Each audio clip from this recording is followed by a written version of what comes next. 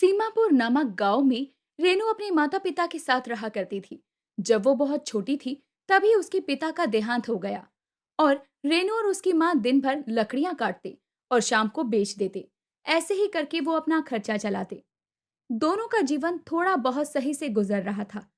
लेकिन एक दिन जब रेनू की माँ लकड़ी काट रही होती है तो कुल्हाड़ी हाथ से छूटकर उसके पैर पर गिर गई और उसका पैर ही कट गया। इस कारण डॉक्टर उसे आराम करने के लिए बोल देता है।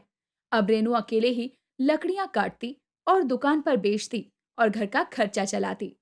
यदि तुम ज्यादा लकड़ी लाओगी तो मैं तुमको ज्यादा पैसे दूंगा। रेनू घर जाती है और सारी बात अपनी मम्मी को बता देती है। हे भगवान, किस कर्म की सजा दे रहा है। इस छोटी सी बच्ची को कितनी मेहनत करनी पड़ती है। बेटी, तुम ज्यादा परेशान मत हो। जितना हो सके उतना ही लकड़ियां काटो। मैं जल्दी ही ठीक हो जाऊंगी। फिर दोनों मिलकर ज्यादा लकड़ियां काटने जाया करेंगे। माँ, आप परेशान मत हो। मैं सब कुछ संभाल लूंगी। अगले दिन सुबह के समय रेनू लकड़ी काटने जंगल में निकल गई। उसे कहीं लकड़ी नहीं मिल रही थी। फिर उसकी नजर एक बड़े से पेड़ पर गई। उस पेड़ पर एक बहुत बड़ा दरवाजा था। रेनू कुछ देर तक उस दरवाजे के बारे में सोचती रही, फिर उसके अंदर चली गई।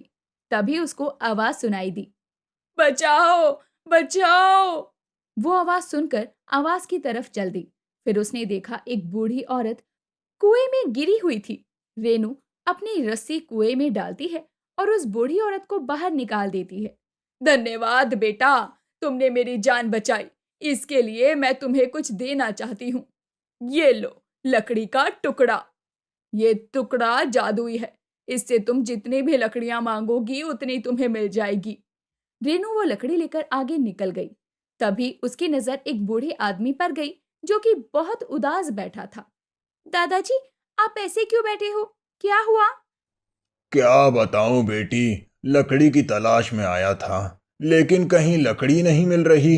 चिंता हो रही है कि आज का खर्चा कैसे चलेगा।